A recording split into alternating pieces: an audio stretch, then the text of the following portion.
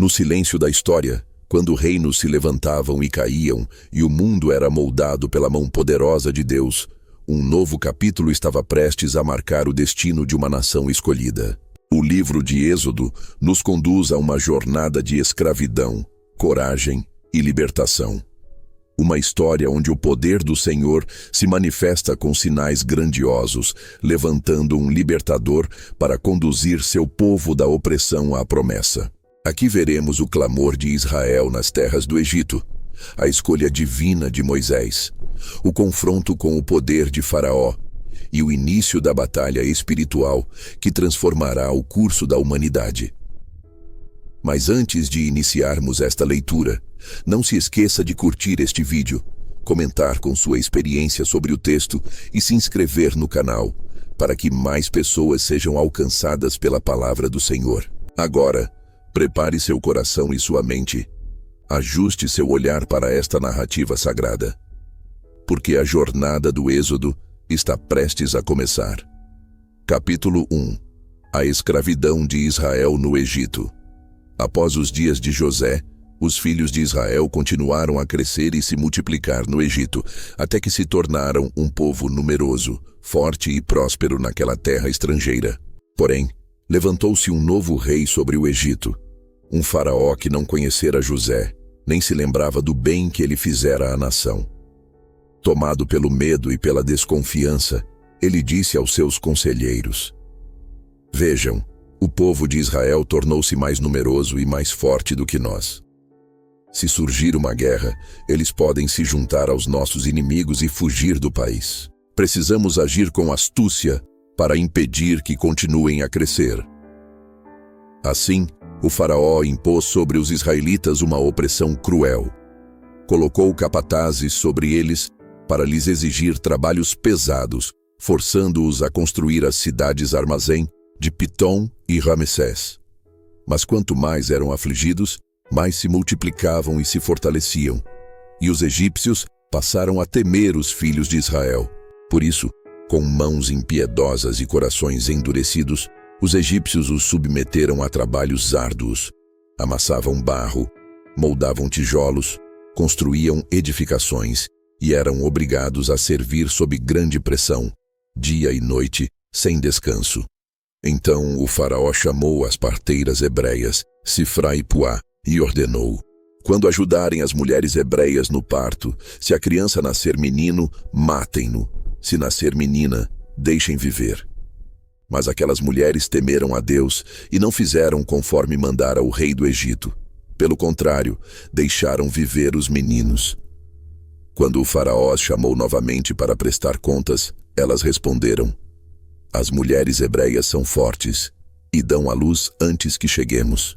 E Deus favoreceu as parteiras, e o povo continuou a multiplicar-se e se fortalecer. Então, irritado e tomado pela crueldade, o faraó decretou a todo o Egito: "Lancem ao rio Nilo todos os meninos hebreus que nascerem, mas deixem viver as meninas." Assim, uma sombra de sofrimento caiu sobre Israel, e o Egito tornou-se um lugar de lágrimas, dor e clamor. Capítulo 2. O nascimento de Moisés. Em meio à escuridão da opressão, quando o decreto do faraó buscava silenciar a esperança de Israel, uma criança nasceu. Um menino hebreu destinado a marcar a história. Um homem da tribo de Levi tomou por esposa uma mulher levita, e ela concebeu e deu à luz um filho. Ao olhar para ele, viu que era formoso, e durante 3 meses o escondeu com todo o cuidado, temendo que fosse descoberto pelos egípcios. Mas quando já não pôde escondê-lo, tomou um cesto de junco, calafetou-o com betume e piche, colocou o menino dentro dele e o depositou entre os juncos à beira do rio Nilo. A irmã do menino permaneceu ao longe, observando atentamente para ver o que seria dele. Então, como que conduzida pela mão invisível do Senhor, a filha do faraó desceu ao rio a fim de banhar-se e avistou o cesto entre os juncos. Mandou sua criada pegá-lo e, ao abrir o cesto, viu o menino chorando. O coração da princesa se comoveu. Este é um dos filhos dos hebreus. A irmã do menino aproximou-se e perguntou: quer que eu chame uma mulher hebreia para amamentar o menino para a senhora? A filha do faraó respondeu: vá. E a jovem foi chamar a própria mãe da criança. Então a filha do faraó disse à mãe: leve este menino e amamente-o para mim, e eu lhe pagarei por isso. A mulher levou o menino e o amamentou. Quando o menino cresceu, ela o levou à filha do faraó, que o adotou como seu filho e lhe deu o nome de Moisés, dizendo: porque das águas o tirei. Passaram-se os anos, e Moisés cresceu no palácio do Egito, educado com sabedoria e instruído em toda a ciência daquele reino. Mas em seu coração ardia o chamado de sua origem. Um dia, ao ver um egípcio espancando um hebreu, Moisés olhou para os lados, e vendo que ninguém o observava, feriu o egípcio e o escondeu na areia. Ao perceber que o fato se tornara conhecido e que o faraó buscava matá-lo, Moisés fugiu para a terra de Midian. Ali, junto a um poço, ajudou as filhas de Jetro, sacerdote de Midian, e foi acolhido em sua casa. Ele recebeu por esposa Zípora, e ela lhe deu um filho, e Moisés chamou seu nome Gerson, dizendo: sou estrangeiro em terra alheia. Enquanto isso, no Egito, o rei morreu e os israelitas gemiam sob o peso da escravidão. Seu clamor subiu a Deus.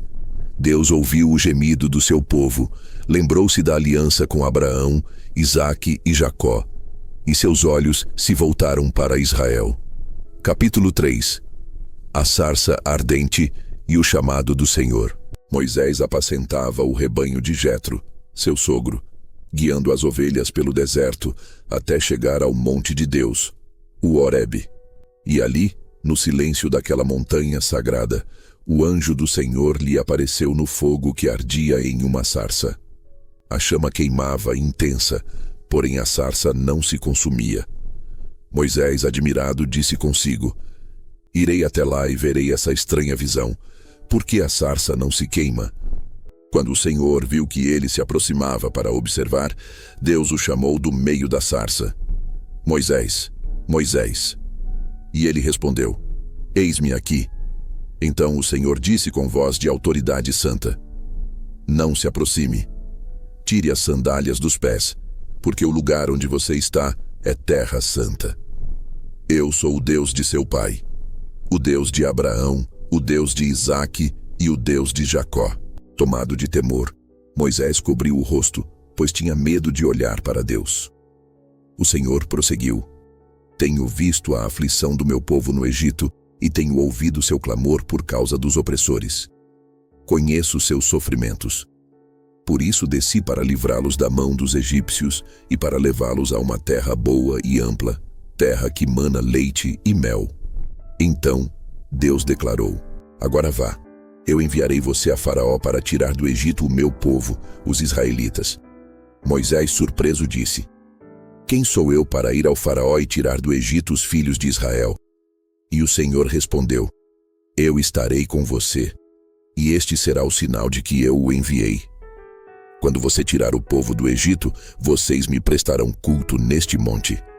Moisés disse ainda: quando eu for aos israelitas e lhes disser: o Deus de seus pais me enviou a vocês, eles perguntarão: qual é o nome dele? O que devo dizer? E Deus respondeu, revelando seu nome eterno: eu sou o que sou.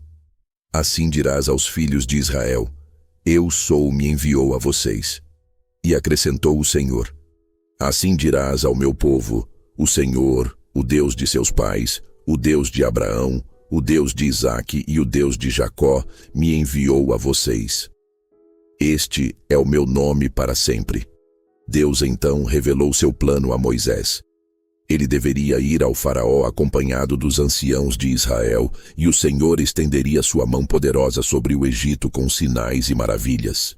Capítulo 4. Os sinais e a relutância de Moisés. Moisés ouviu o chamado do Senhor, mas ainda carregava dentro de si o peso da insegurança. Então respondeu: mas e se eles não acreditarem em mim, nem ouvirem o que eu disser, e disserem: o Senhor não lhe apareceu? O Senhor lhe perguntou: O que é isso em sua mão? Moisés respondeu: Uma vara. Então o Senhor disse: Jogue-a ao chão. Moisés a lançou, e a vara transformou-se em uma serpente. Assustado, ele recuou. Mas o Senhor o ordenou: Estenda a mão e pegue-a pela cauda. Quando Moisés o fez, a serpente voltou a ser vara em sua mão. Então o Senhor disse: Isso é para que creiam que o Deus de seus pais apareceu a você. O Senhor deu ainda outro sinal. Mandou Moisés colocar a mão no peito. Ao tirá-la, estava leprosa, branca como a neve. Ao colocá-la novamente, voltou a ser como antes. E o Senhor disse: Se não crerem no primeiro sinal, crerão no segundo. E se ainda assim não crerem, pegue água do Nilo e derrame-a no chão. A água se tornará em sangue.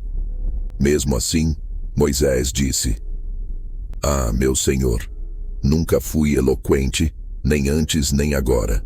Tenho dificuldade de falar. Então o Senhor respondeu com autoridade: Quem fez a boca do homem? Quem o torna mudo ou surdo, ou que vê, ou que não vê? Não sou eu, o Senhor. Agora vá, eu estarei com você e ensinarei o que deve falar. Mas Moisés insistiu: Ah, meu Senhor, envia outra pessoa. Então se acendeu a ira do Senhor, mas ele disse: Arão, o levita, seu irmão, pode falar bem. Ele virá ao seu encontro. Eu falarei com vocês e ensinarei o que devem fazer. Você falará ao povo, e Arão falará ao faraó. Moisés então voltou a Midian, tomou sua esposa e seus filhos, colocou-os sobre um jumento e partiu rumo ao Egito com a vara de Deus em sua mão. O Senhor disse: Israel é o meu filho, o meu primogênito. Diga ao faraó: Deixe ir o meu filho, para que me sirva. No caminho, Arão encontrou Moisés, e juntos se apresentaram aos líderes de Israel, mostraram os sinais, e o povo creu, adorando ao Senhor. Capítulo 5. O primeiro confronto com Faraó. Então Moisés e Arão foram até o Faraó. Diante do trono do homem mais poderoso da terra, eles proclamaram com autoridade divina: Assim diz o Senhor, o Deus de Israel: Deixe o meu povo ir, para celebrar uma festa em minha honra no deserto. Mas o Faraó respondeu com arrogância: Quem é o Senhor, para que eu lhe obedeça e deixe Israel ir? Não conheço o Senhor, e não deixarei Israel sair. E tomado por orgulho e desprezo, o Faraó acusou Moisés e Arão de desviarem o povo do trabalho. Então ordenou aos capatazes: Não forneçam mais palha ao povo para fazer tijolos. Eles mesmos deverão buscá-la, mas exijam a mesma quantidade de tijolos. Assim, o trabalho se tornou ainda mais pesado. Os hebreus eram espancados e cobrados por algo impossível de cumprir. Então, os supervisores israelitas clamaram ao Faraó: Seus servos estão sendo injustamente tratados. Mas ele respondeu: Vocês são preguiçosos. Por isso dizem: Vamos oferecer sacrifícios ao Senhor. Voltem ao trabalho. Ao saírem, encontraram Moisés e Arão e disseram: Vocês nos tornaram odiosos aos olhos do Faraó. O Senhor julgue vocês. Entristecido, Moisés clamou ao Senhor: Ó Senhor, por que permitiste esse mal sobre este povo? E por que me enviaste? Desde que falei ao Faraó em teu nome, o sofrimento tem aumentado, e tu ainda não libertaste o teu povo. Capítulo 6. A promessa de libertação. Então o Senhor respondeu a Moisés com voz de autoridade e firmeza: Agora verás o que farei ao Faraó. Por minha mão poderosa, ele os deixará ir, e por minha forte mão, ele os expulsará de sua terra. Deus falou a Moisés e reafirmou sua identidade divina: Eu sou o Senhor. Apareci a Abraão, a Isaque e a Jacó como Deus Todo-Poderoso, mas pelo meu nome, o Senhor, não lhes fui plenamente conhecido. Ouvi o gemido dos filhos de Israel e lembrei-me da aliança. Portanto, diga-lhes: Eu sou o Senhor, e vos tirarei de debaixo das cargas dos egípcios. Livrar-vos-ei da escravidão, e vos resgatarei com braço estendido e com grandes manifestações de julgamento. Tomar-vos-ei por meu povo, e eu serei o vosso Deus. E sabereis que eu sou o Senhor vosso Deus, que vos tiro da escravidão do Egito. Deus ainda prometeu conduzi-los à terra jurada aos patriarcas, e dar-lhe-a-ia como herança. Moisés transmitiu esta mensagem aos israelitas, mas o povo não lhe deu ouvidos por causa da angústia e da dura servidão. Então o Senhor ordenou que Moisés e Arão falassem ao faraó novamente para que deixasse Israel sair do Egito. Assim se encerra esta primeira parte, onde o chamado foi estabelecido, o confronto começou e a promessa do Senhor ecoou sobre a terra do Egito. A libertação está próxima. Capítulo 7. O confronto começa.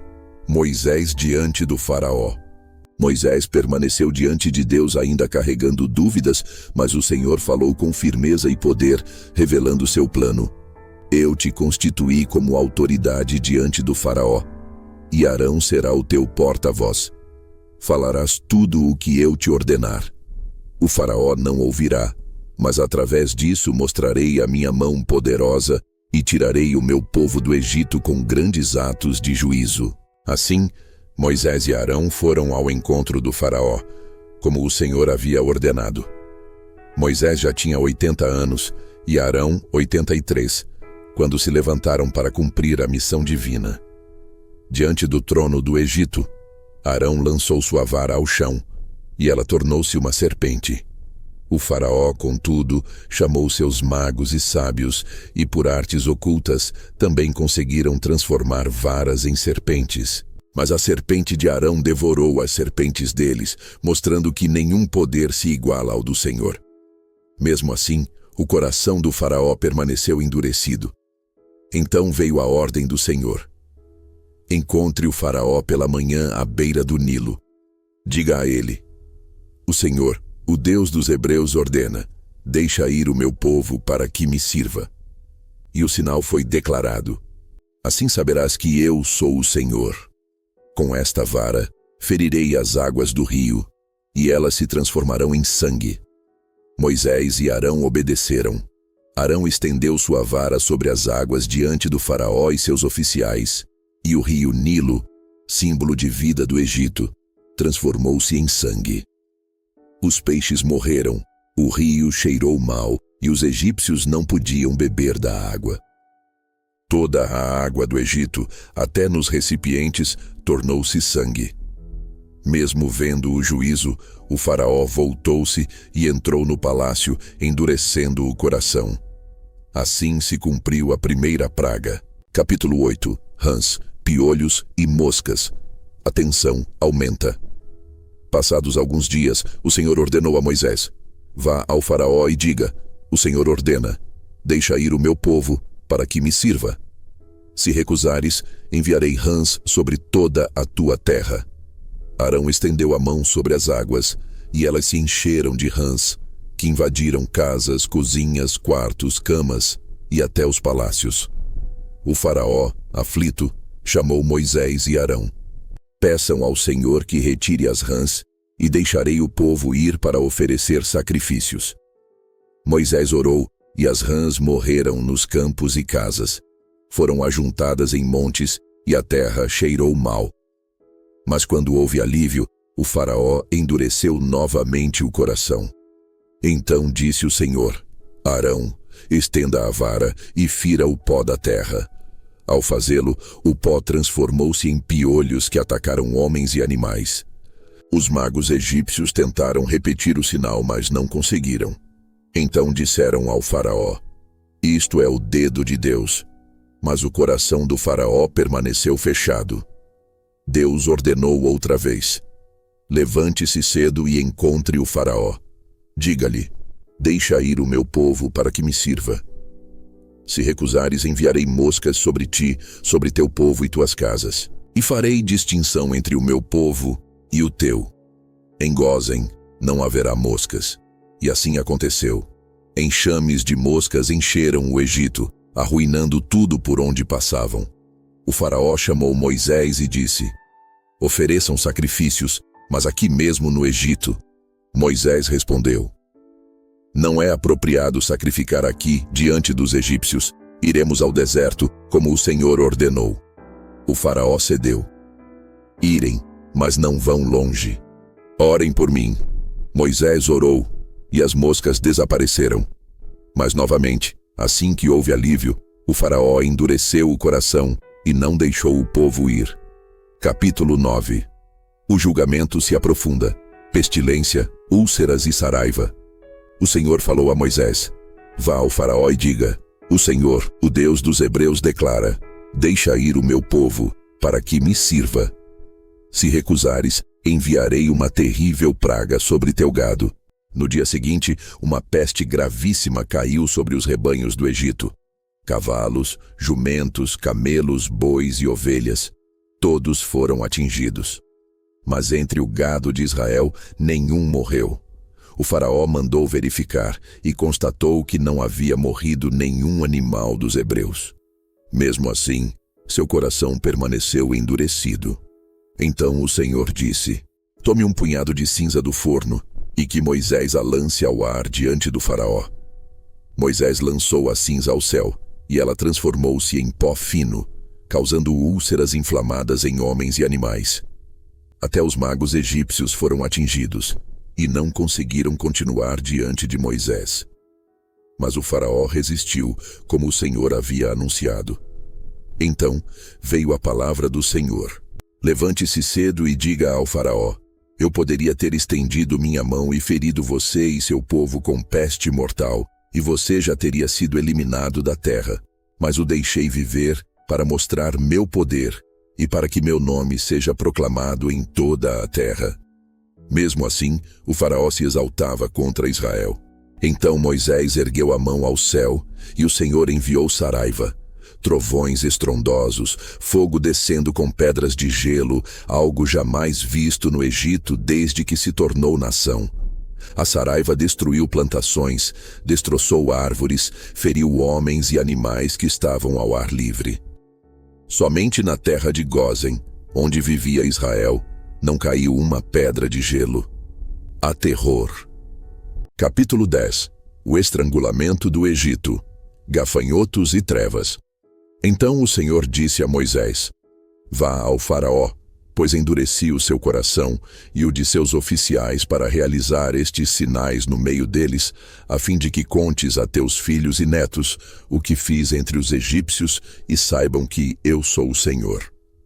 Moisés e Arão se apresentaram ao faraó. Assim diz o Senhor, o Deus dos hebreus: até quando te recusarás a humilhar-te diante de mim? Deixa ir o meu povo, para que me sirva. Se recusares, enviarei gafanhotos amanhã, e eles cobrirão a terra e devorarão o que sobrou da saraiva. Os oficiais, agora temerosos, disseram ao faraó: até quando esse homem será uma ameaça para nós? Deixe os homens ir e servir ao Senhor seu Deus. Ainda não vês que o Egito está arruinado? O faraó mandou chamar Moisés e Arão. Podem ir e servir ao Senhor seu Deus. Mas quem irá? Moisés respondeu: iremos com nossos jovens e idosos, com nossos filhos e filhas, e com nossos rebanhos e manadas, pois celebraremos uma festa ao Senhor. Mas o faraó disse: irem sim, mas somente os homens. As mulheres e crianças ficam. E expulsou Moisés e Arão do palácio. Então Moisés estendeu a mão, e o Senhor trouxe um vento oriental, que soprou o dia todo e toda a noite. Pela manhã, os gafanhotos chegaram em nuvens densas, tão numerosos que escureciam a terra, consumindo tudo o que restara. Desesperado, o faraó chamou Moisés: pequei contra o Senhor e contra vocês. Perdoem-me mais esta vez e orem ao Senhor para que afaste de mim esta praga mortal. Moisés orou, e o Senhor mandou um vento oeste que lançou os gafanhotos no Mar Vermelho. Mas o coração do faraó se endureceu novamente. Então o Senhor disse: estenda a mão para o céu, e virão trevas sobre o Egito, trevas que se possam tocar. Moisés estendeu a mão e densas trevas cobriram o Egito por 3 dias.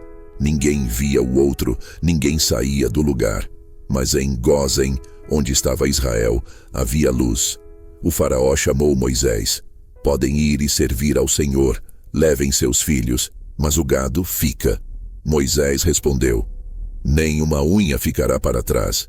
Precisamos de tudo para servir ao Senhor. O faraó, tomado de ira, disse: saia da minha presença. Se eu vir seu rosto novamente, você morrerá. Moisés respondeu com firmeza: disseste bem, não tornarei a ver tua face. Capítulo 11. O anúncio da última praga. Então o Senhor disse a Moisés: trarei ainda uma praga sobre o faraó e sobre o Egito. Depois disso ele deixará o meu povo partir, e não apenas deixará ir, mas os expulsará daqui de uma vez. Moisés transmitiu ao povo a palavra do Senhor e anunciou ao faraó: assim diz o Senhor: por volta da meia-noite passarei pelo meio do Egito, e todos os primogênitos morrerão, desde o filho do faraó que se assenta no trono, até o primogênito da serva que trabalha no moinho, e também o dos animais. Haverá grande clamor em toda a terra do Egito, como nunca houve e nunca haverá.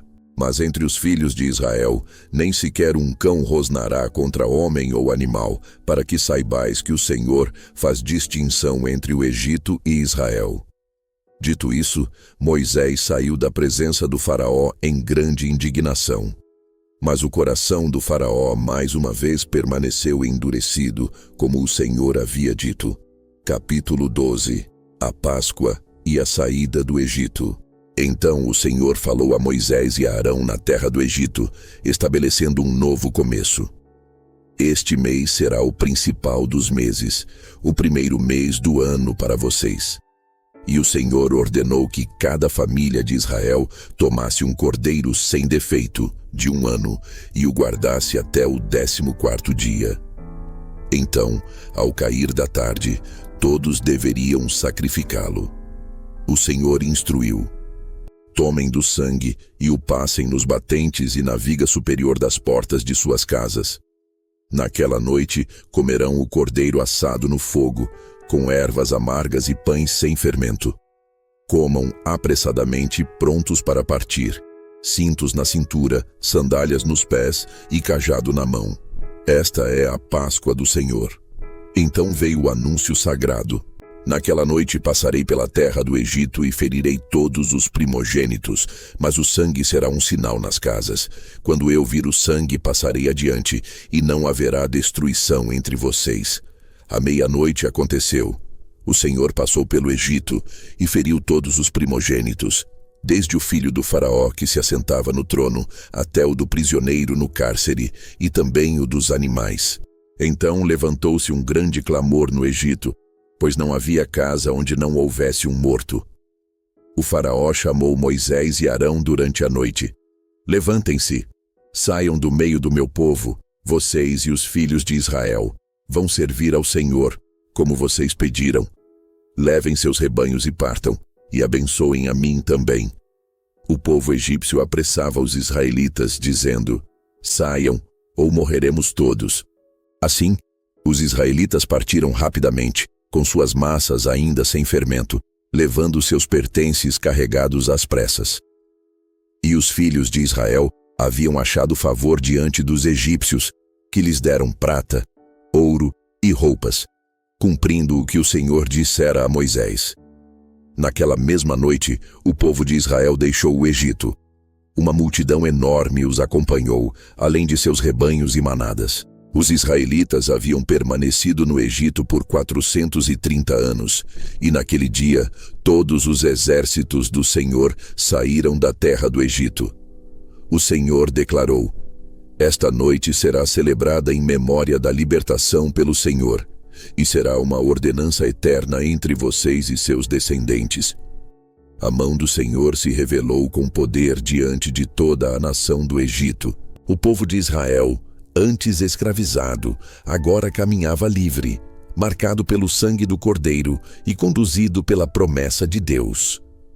A opressão foi quebrada. A aliança foi reafirmada. O êxodo começou. Capítulo 13.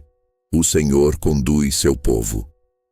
Depois de séculos de escravidão, o povo de Israel finalmente deixou o Egito, não como fugitivos apressados, mas como um povo conduzido pela mão poderosa de Deus. Moisés recebeu instruções do Senhor para consagrar a ele todos os primogênitos, tanto dos homens quanto dos animais, em memória do livramento. O povo partiu da região de Ramessés rumo ao deserto, encaminhando-se para Sucote, carregando em suas mãos a massa sem fermento, pois saíram com tanta pressa que não houve tempo para levedar o pão. Deus não os conduziu pelo caminho mais curto, o caminho dos filisteus, embora fosse o mais próximo, pois o povo poderia temer a guerra e desistir. Em vez disso, guiou-os pelo deserto em direção ao Mar Vermelho. Moisés levou consigo os ossos de José, cumprindo o juramento que ele havia feito aos filhos de Israel, pois José dissera: Deus certamente vos visitará, e então levareis daqui os meus ossos. E assim, como um exército recém-nascido, Israel avançou rumo ao desconhecido, não sozinho, mas sob a proteção divina, pois o Senhor ia adiante deles, durante o dia, como uma coluna de nuvem, guiando o caminho, e durante a noite, como uma coluna de fogo, para iluminar a jornada. Assim, o povo podia marchar de dia e de noite, e a coluna nunca se afastava deles. Capítulo 14. O Mar Vermelho, entre o impossível e o milagre. O Senhor falou a Moisés e ordenou que o povo acampasse diante do mar, perto de Pi-Hairote, entre Migdol e Baal-Zefon. Ali, diante das águas, o povo deveria esperar. O Senhor disse: Faraó dirá: estão presos no deserto, endurecerei o coração do Faraó, e ele os perseguirá. Mas por meio disso eu serei glorificado, e o Egito saberá que eu sou o Senhor. Assim, enquanto o povo descansava no palácio, o coração do Faraó se transformava novamente em pedra. Arrependido de permitir a saída, ele disse a seus oficiais: O que fizemos? Deixamos Israel partir e perdemos nossos servos. Então, o Faraó reuniu suas forças, 600 carros escolhidos, além de todos os carros do Egito, guerreiros armados e comandantes. O mais poderoso exército da terra naquela época, avançando para capturar escravos desarmados. O chão tremeu com o som das rodas. A poeira ergueu-se no horizonte. Israel viu ao longe o brilho das armas refletindo o sol, e o terror tomou conta do acampamento. Aflitos clamaram a Moisés: Por que nos tirou do Egito? Teria sido melhor servir aos egípcios do que morrer no deserto. Então Moisés, com voz firme e olhos voltados para o céu, respondeu: Não temam. Permaneçam firmes e verão o livramento que o Senhor realizará hoje. Os egípcios que hoje vocês veem, nunca mais tornarão a ver. O Senhor lutará por vocês. Apenas fiquem quietos. Então o Senhor ordenou a Moisés: Diga ao povo que marche. E você, levante o seu cajado, estenda a mão sobre o mar e divida-o, para que os filhos de Israel passem pelo meio do mar em terra seca. A coluna de nuvem, que ia diante deles, moveu-se para trás, e ficou entre o acampamento de Israel e o dos egípcios. Para os egípcios era trevas, para Israel iluminava a noite. Assim, ninguém se aproximou do outro até o amanhecer. Então, Moisés ergueu a mão sobre o mar. O Senhor fez soprar um forte vento oriental durante toda a noite, e o mar se dividiu. As águas se levantaram como muros, à direita e à esquerda, abrindo um caminho pelo meio do mar. O povo caminhou entre os paredões de água, com o vento batendo no rosto, o coração acelerado, as crianças agarradas às mãos dos pais, sentindo o chão seco sob os pés onde antes havia profundezas. Era como atravessar o impossível, como andar dentro de um milagre.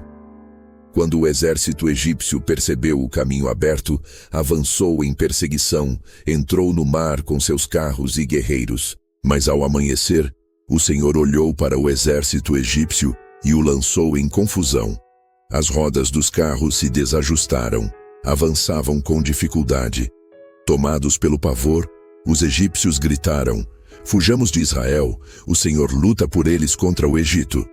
Então o Senhor disse a Moisés: "Estenda a mão sobre o mar, para que as águas voltem e cubram os carros, cavalos e guerreiros do faraó." Moisés estendeu a mão, e o mar retornou ao seu lugar. As águas caíram com força, cobrindo o exército egípcio. Nenhum deles sobreviveu. Enquanto isso, Israel chegou em segurança à outra margem. Naquele dia, Israel viu o poder do Senhor, temeu o Senhor e confiou em Moisés, seu servo. Capítulo 15. O cântico de Moisés e a jornada até Mara e Elim. Ao verem o exército do Egito submerso no mar, o povo de Israel se encheu de reverência e um louvor poderoso brotou de seus lábios. Moisés e os filhos de Israel cantaram ao Senhor este cântico: "Cantarei ao Senhor, porque triunfou gloriosamente, lançou no mar o cavalo e o cavaleiro. O Senhor é a minha força e o meu cântico, Ele foi a minha salvação. Ele é o meu Deus, eu o louvarei. O Deus de meus pais, eu o exaltarei." O cântico ecoava pelo deserto como um estandarte de vitória. As mulheres, lideradas por Miriam, irmã de Moisés, dançavam com tamborins e proclamavam: "Cantem ao Senhor, pois ele triunfou gloriosamente, lançou no mar o cavalo e o cavaleiro." Depois da celebração, a jornada recomeçou. Moisés fez Israel partir em direção ao deserto de Sur. 3 dias caminharam sem encontrar água. Quando finalmente chegaram a Mara, não puderam beber de suas águas, pois eram amargas. Por isso aquele lugar recebeu o nome de Mara. O povo murmurou contra Moisés: "O que vamos beber?" Então Moisés clamou ao Senhor, e o Senhor mostrou-lhe um madeiro. Ele o lançou nas águas, e elas se tornaram doces. Ali o Senhor estabeleceu estatutos e declarações para o povo, dizendo: "Se vocês ouvirem atentamente a minha voz, se fizerem o que é reto e guardarem meus mandamentos, não trarei sobre vocês nenhuma das doenças que trouxe aos egípcios. Pois eu sou o Senhor, que os cura." Então chegaram a Elim, onde havia 12 fontes de água e 70 palmeiras, e acamparam ali junto às águas, refrescados sob a sombra da graça divina. Capítulo 16.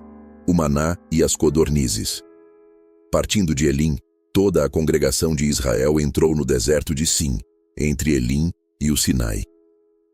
15 dias após a saída do Egito, a fome começou a pesar.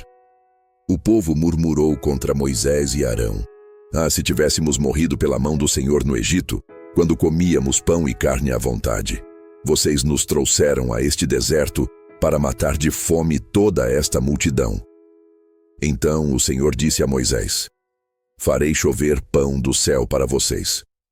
Cada dia o povo recolherá apenas o suficiente para o dia, para que eu os prove. No 6º dia recolherão o dobro, para que guardem o sábado como dia santo." À tarde vieram codornizes e cobriram o acampamento, e o povo teve carne para comer.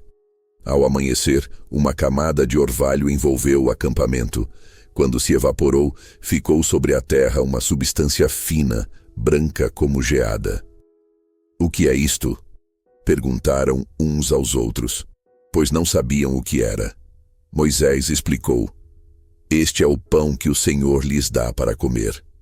Recolham cada um conforme sua necessidade." Ninguém devia guardar para o dia seguinte, mas alguns guardaram, e criou vermes e cheirou mal. Contudo, no 6º dia recolheram o dobro, e ao amanhecer do sábado, a porção estava fresca, sem mau cheiro, sem vermes, mostrando que o Senhor santificara o dia de descanso. Esse pão, chamado maná, tinha o sabor de bolos feitos com mel. Moisés ordenou que guardassem um jarro como memorial, para que as futuras gerações soubessem que Deus sustentou seu povo no deserto. O povo comeu o manã durante 40 anos, até chegar aos limites de Canaã. Capítulo 17. Água da rocha e a guerra contra Amaleque.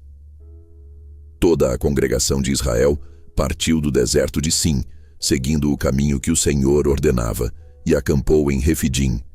Mas ali não havia água para beber. Outra vez o povo contendeu com Moisés: Dê-nos água para beber, porque nos tirou do Egito.